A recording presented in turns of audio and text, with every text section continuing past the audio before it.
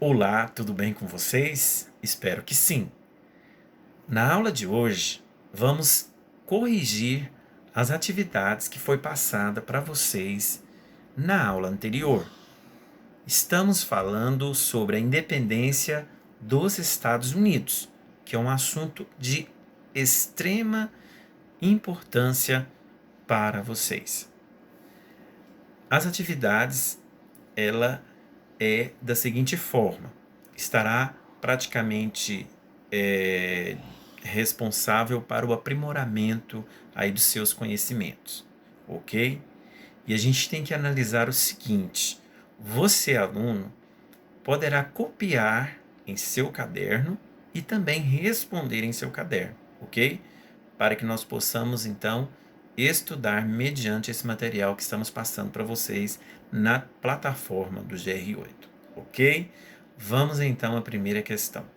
A primeira questão, ela é o seguinte: acompanhe comigo, por favor. Complete os espaços em branco sobre o processo de independência das 13 colônias e, em seguida, assinale a alternativa correta. Olha só o que pede. Na segunda metade do século XVIII, a Inglaterra baixou uma série de leis opressivas que afetavam duramente os colonos norte-americanos, que são.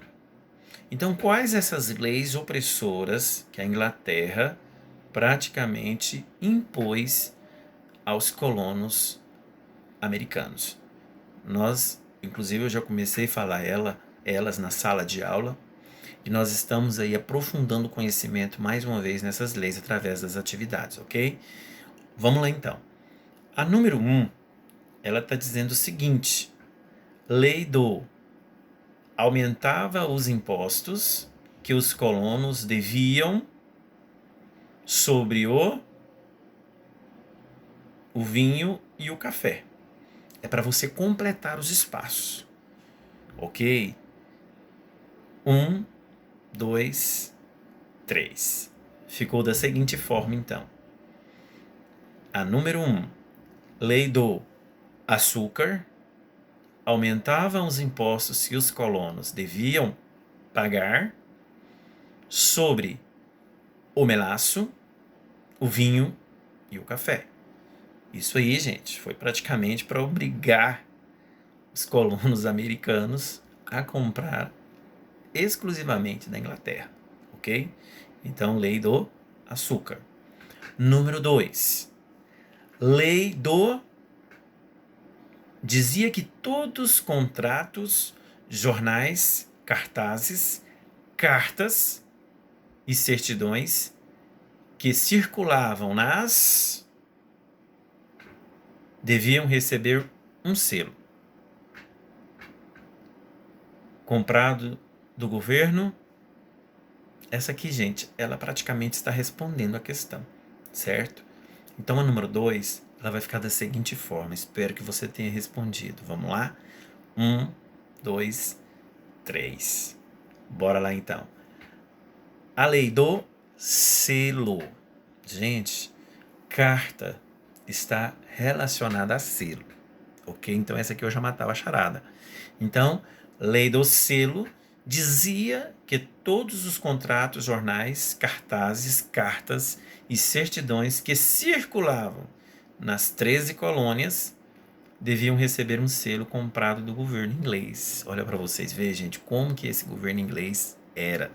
Praticamente, né, ele obrigou a essas 13 colônias americanas a comprar selos diretamente aí do governo inglês para poder toda a mercadoria que circulasse ali dentro, né, era praticamente o quê? Era praticamente para poder beneficiar quem? A Inglaterra. Lembra que eu falei para vocês da Guerra dos 7 Anos? Então, quem venceu? A Inglaterra. Mas o que a gente tem que analisar aqui, gente, é que a Inglaterra, ela ganhou essa Guerra dos 7 Anos.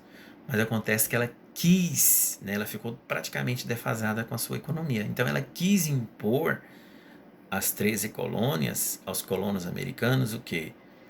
Aí ela quis impor praticamente a explorar essas 13 colônias justamente para poder ela recuperar aquilo que ela havia gasto durante essa Guerra dos 7 Anos, que nós vamos falar daqui a pouco, ok? Então, a número 2 está respondida. Número 3 da questão número 1, ok? Número 3. Lei do... a Inglaterra entregou a das Índias Orientais, sediada em o controle sobre a do chá para as 13 colônias. Olha aí, gente. Essa número 3 também ela já está respondendo. Não é verdade? Ela já está respondendo. Basta o quê? Eu raciocinar. E aqui eu encontraria a resposta correta. Então a número 3 vai ficar o seguinte. Vamos lá? 1, 2, 3. Bora lá então. Lei do chá. A Inglaterra entregou à Companhia das Índias Orientais, sediada em Londres, o controle sobre a venda do chá para as 13 colônias. Gente, mais uma vez, a Inglaterra obrigando os colonos americanos, as 13 colônias, a comprar o chá exclusivamente deles, dos ingleses, né? Eu falo isso de exclusivo colonial, entendeu? Exclusivo colonial é isso, né? Exclusividade dessas 13 colônias de comprar o chá aqui da Inglaterra, ok? Tudo bem? Entendidos? Alguma pergunta? Me procure depois que eu estarei respondendo, ok? Bora lá então. A número 4 está da seguinte forma. Foi um protesto ocorrido realizado por colonos americanos contra No evento, vários colonos americanos jogaram ao mar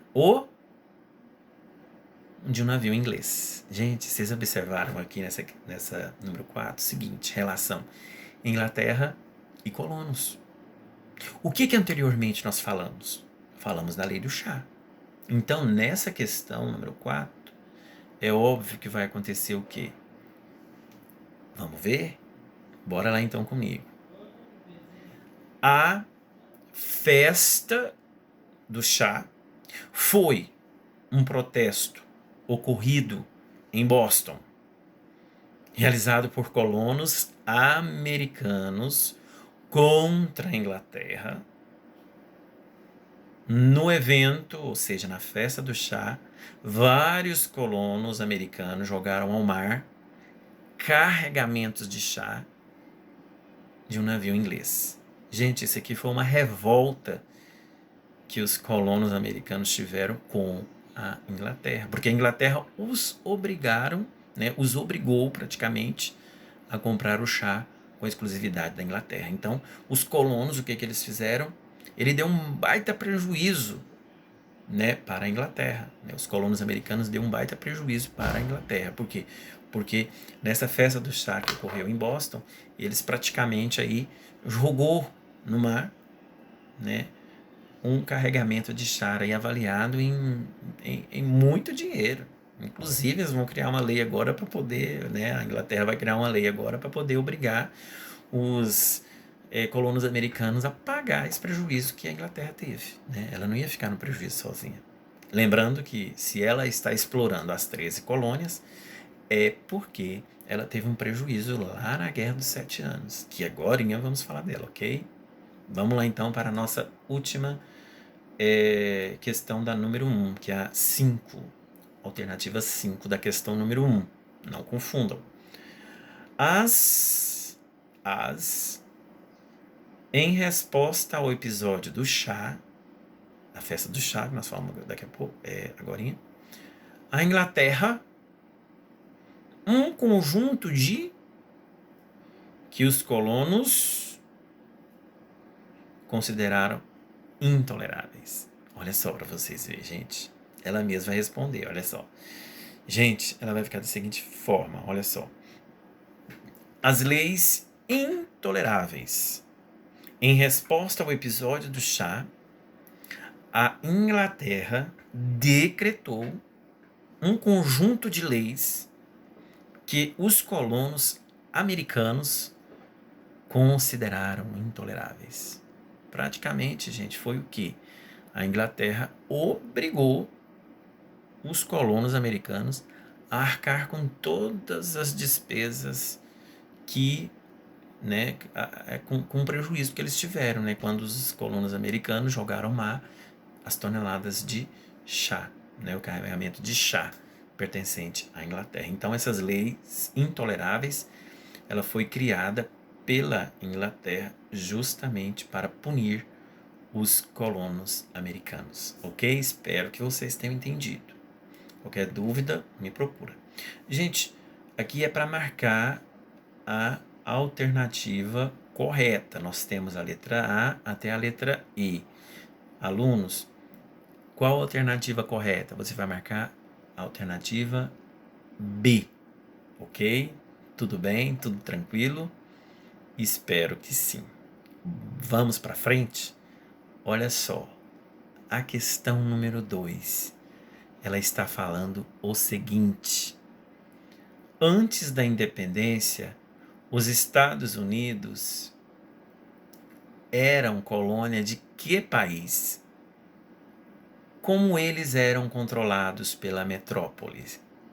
Qual metrópole? É a que eu perguntei agora, gente. Então vocês têm que responder para mim. Vou dar 5 segundinhos para vocês responderem. Bora lá?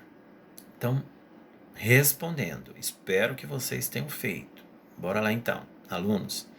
Gente, antes da independência dos Estados Unidos, que na época eram chamados de as 13 colônias, que inclusive eu já falei para vocês, eram colônia da Inglaterra, ok? Então, praticamente aí antes da independência dos Estados Unidos, antes era chamado de 13 colônias, e essas 13 colônias aí eram praticamente da Inglaterra, lá na época do Império Britânico, ok?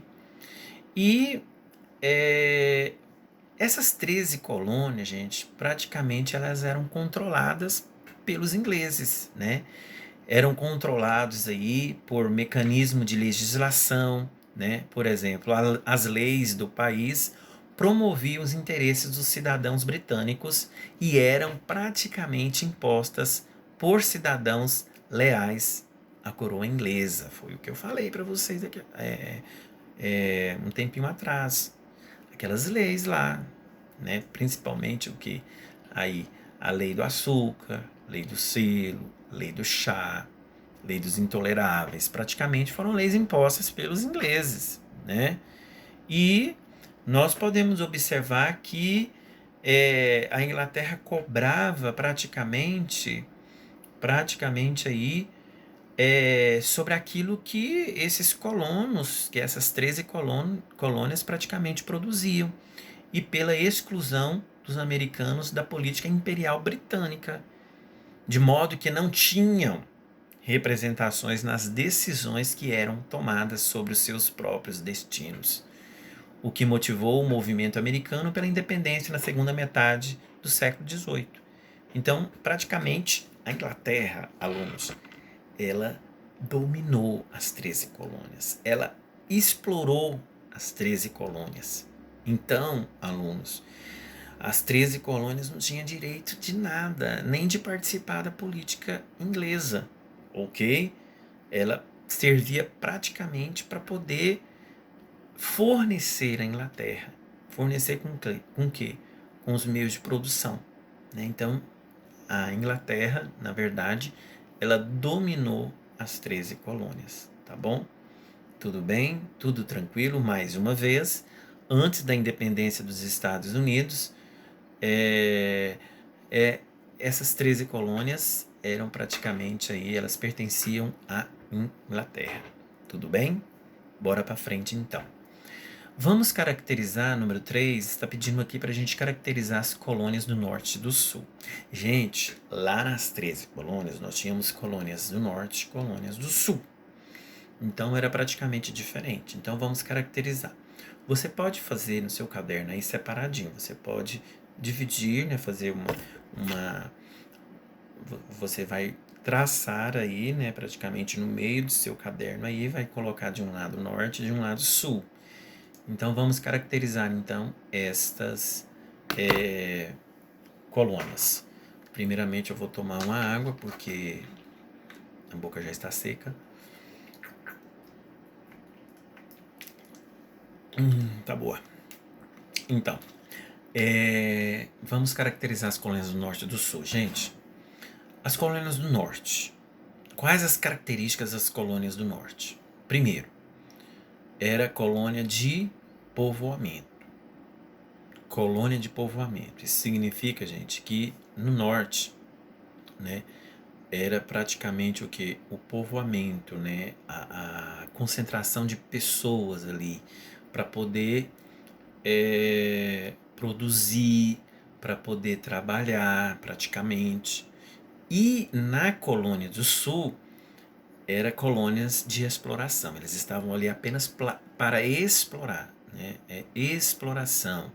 Tanto é que nós vamos saber que essa colônia do sul ela vai ser o que praticamente aí formada por escravos, né? O qual vão explorar essa parte do sul, ok? Então, características do norte e do sul, quanto aqui no norte colônia de povoamento, no sul é colônia de exploração, ok? Outra característica da colônia do norte, pequenas propriedades privadas, né? Privadas particulares, né? E já nas colônias do sul já eram latifundiário, grandes propriedades, grandes proprietários de terra, né? Grandes extensões de terras, muitas pessoas que tinham dinheiro e ali eles tinham várias propriedades de terras, ok? Outra característica do norte, a agricultura de subsistência. O que é agricultura de subsistência? Eles plantavam praticamente para o seu próprio consumo. Nas colônias do sul, o sistema era plantation, né? Ou aqui, se vocês lerem aí, tá plantation, mas a gente fala plantation.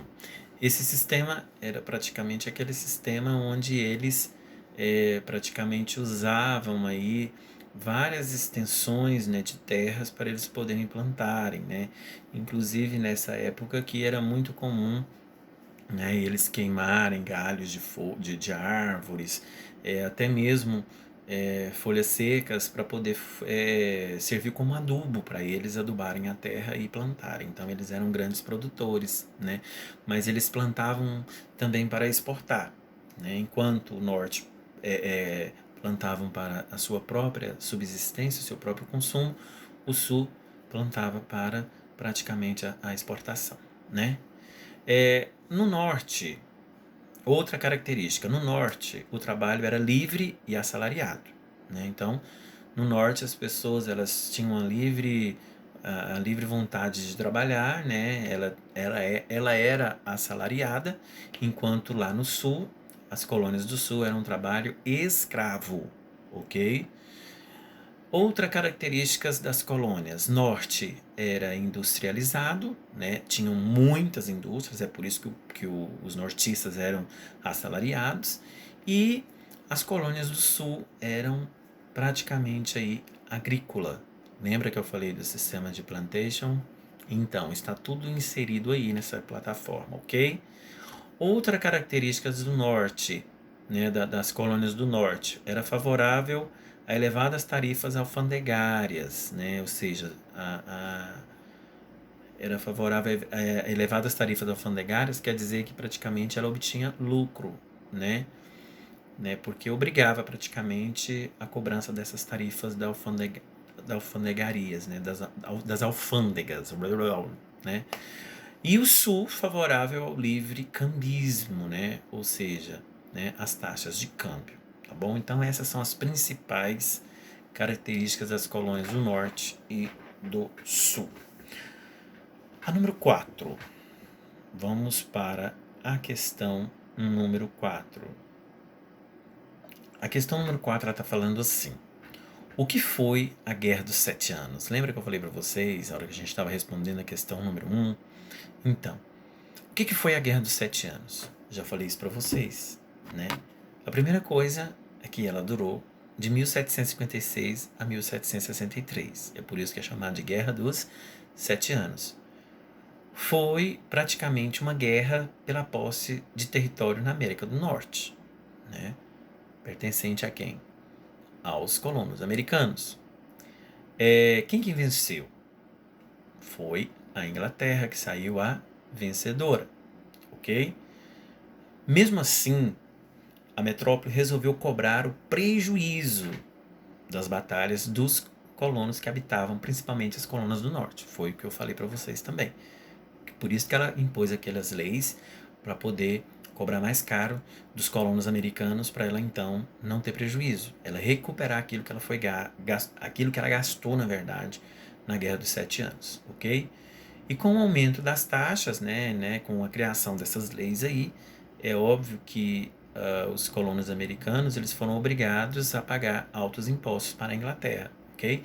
Então, com o aumento das taxas e impostos metropolitanos, os colonos fizeram protestos e manifestações contra a Inglaterra, porque inclusive eles não aceitavam a maneira que a Inglaterra estava lidando com os colonos americanos. Impor leis para cobrar altos impostos para a Inglaterra justamente recuperar aí a sua crise econômica que ela teve durante a Guerra dos Sete Anos. Tudo bem? Tudo tranquilo? Bora lá então para a questão número 5. A questão número 5 praticamente ela é a resposta. A resposta é a questão número 1. Ela está perguntando aqui: quais as leis criadas pela Inglaterra que geraram revolta nas colônias? Explique cada uma dessas leis, né? Então, nós temos aí a lei do açúcar. O que foi a lei do açúcar? Mais uma vez, recapitulando. Ela proibia a importação de um estrangeiro, né? E cobrava altas taxas de importação do açúcar que não fosse das Antilhas Inglesas, né?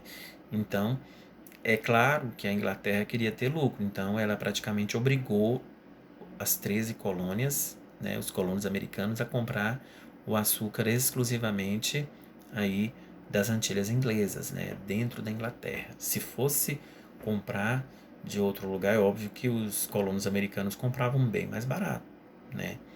Mas se os colonos americanos fossem comprar em outra região, ela ia taxar um preço bem mais alto, inclusive para eles pagar impostos aí de importação do açúcar, ok?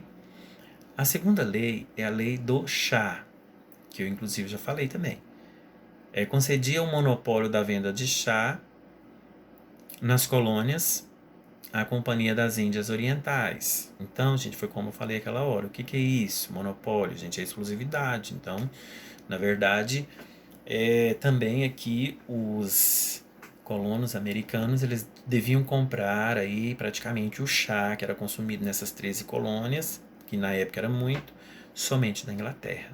Não podia comprar de outra região, de outro país, ok? A lei do selo, também eu já falei, cobrava taxa sobre os diferentes documentos comerciais, como jornais, livros e etc. E etc. Tudo que circulava ali na colônia, praticamente os colonos tinham que comprar o selo na Inglaterra, porque comprando o selo na Inglaterra ia gerar mais lucro para eles, né? Óbvio. Né? Então, isso aí era uma forma deles terem exclusividade, ok? Então, isso aí eu acredito que vocês entenderam. E por último, a Lei dos Intoleráveis, que determinou o fechamento do porto de Boston e autorizavam o governo colonial inglês a julgar e punir os colonos rebeldes. Rebeldes como, gente? Lembra da festa do chá que ocorreu lá em Boston? Então, a Lei dos Intoleráveis foi para punir esses rebeldes colonos aqui.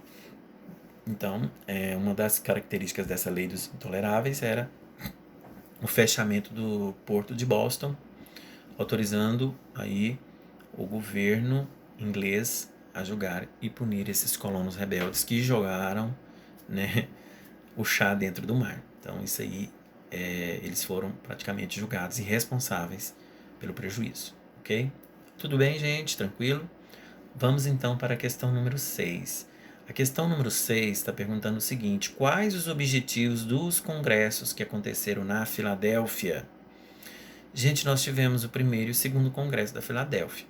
Na verdade, gente, esse congresso aqui foi praticamente porque os colonos americanos eles não estavam aguentando mais a imposição da Inglaterra, querendo mandar demais nas colônias. Então, o que que eles fizeram?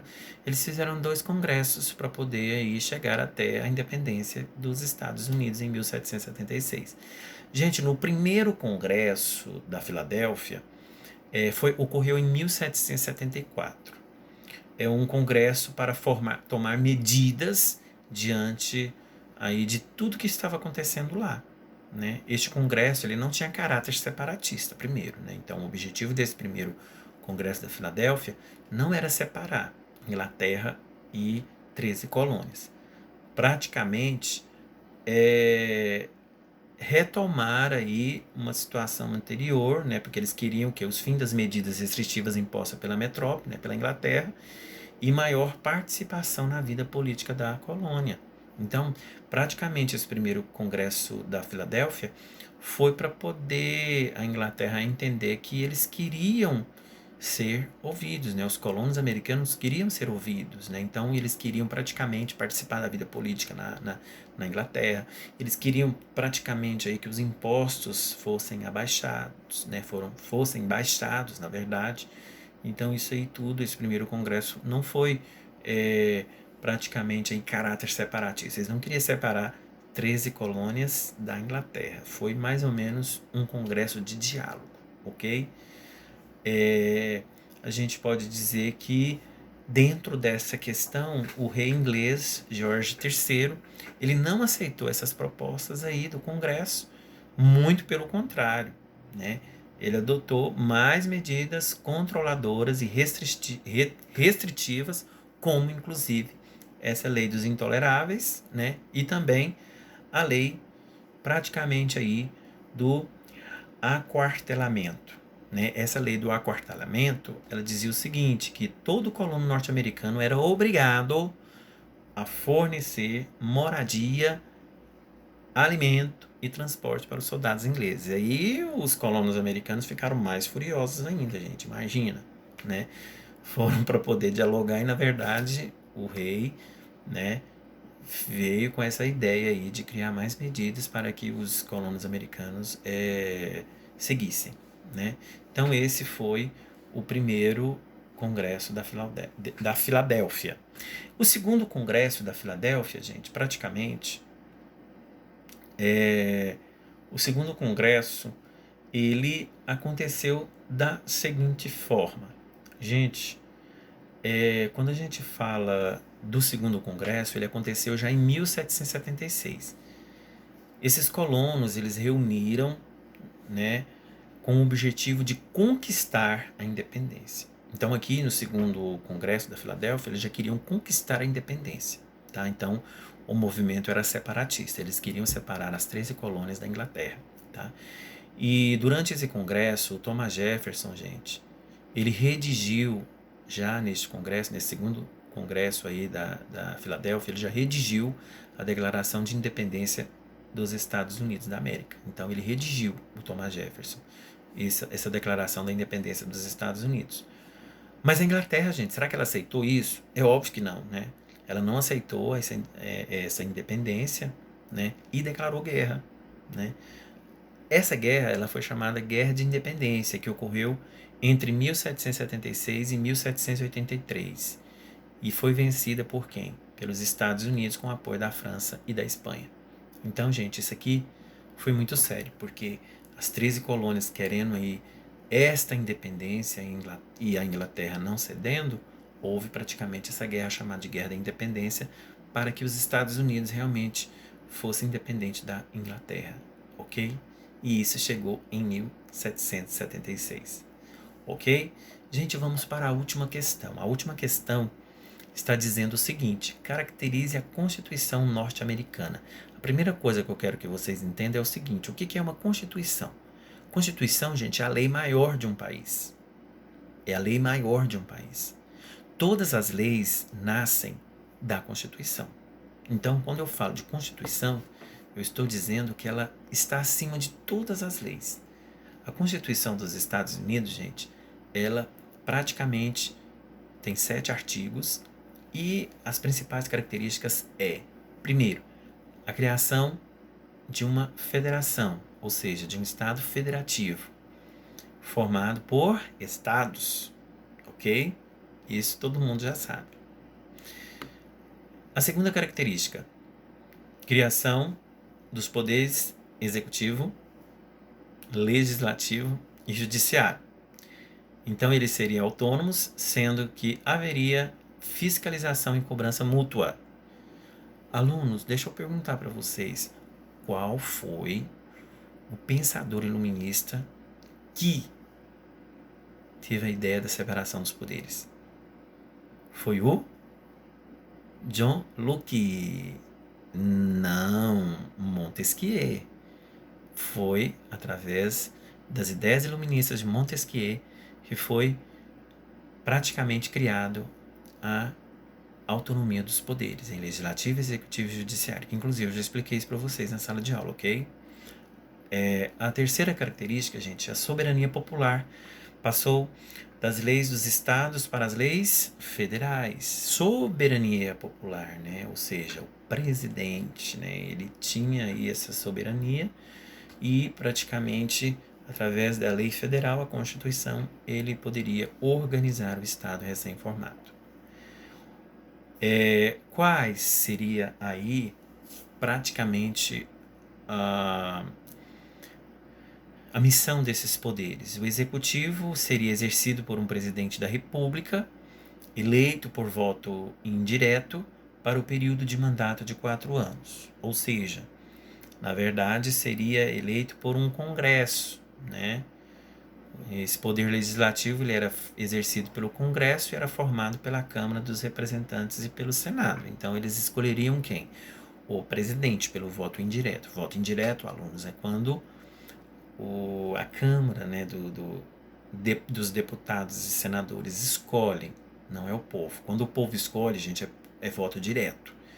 Quando é voto indireto, é feito internamente, dentro aí do Congresso, ok? O Poder Judiciário Federal passou a ser exercido por um Tribunal Supremo, composto por 9 juízes. Esses juízes eram escolhidos pelo presidente de acordo com a aprovação do Senado. Gente, é praticamente quase do mesmo modo nosso aqui. É quase praticamente da mesma maneira, do Executivo, Legislativo e Judiciário, que inclusive eu já expliquei na aula para vocês, tá bom? Gente, só concluindo aqui. Com a ratificação da Constituição dos Estados Unidos, em 21 de junho de 1788, teve início o processo de generalização do sistema constitucional como forma de organização do Estado. E aí a gente vê os Estados Unidos uma grande potência mundial hoje, né? Ok? Gente, eu espero que vocês tenham entendido a aula. Qualquer coisa vocês podem me perguntar, ok?